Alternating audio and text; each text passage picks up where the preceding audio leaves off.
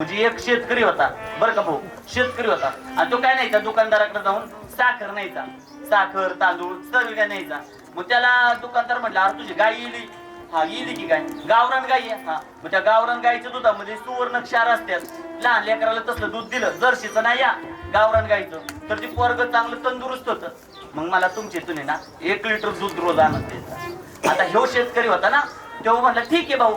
तो गेला घरी, घरी बायकोला सांगितलं 1 लिटर दूध राखून ठेवायचा, डेअरीला नको घालू म्हणला. तो 1 लिटर दूध रोज घेऊन जायचा आणि दुकानदाराला द्यायचा.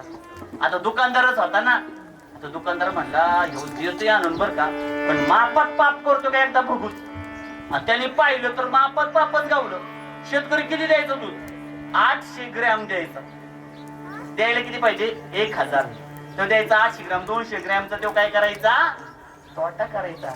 दुकानदार म्हणला, अरे दिसायला फक्त अशिक्षित दिसतो, पण किती रे स्वार्थी, किती रे निष्ठू. हा, असली असली मळकी कपडे घालतो आणि काम पण मळकी करतो.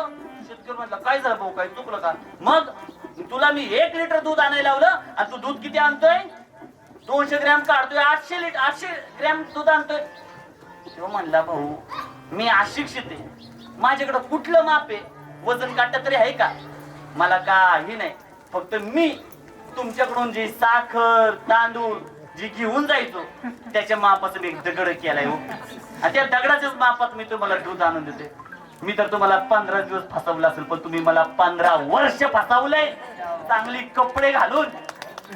असा व्यवहार काय कामाचा नाहीये.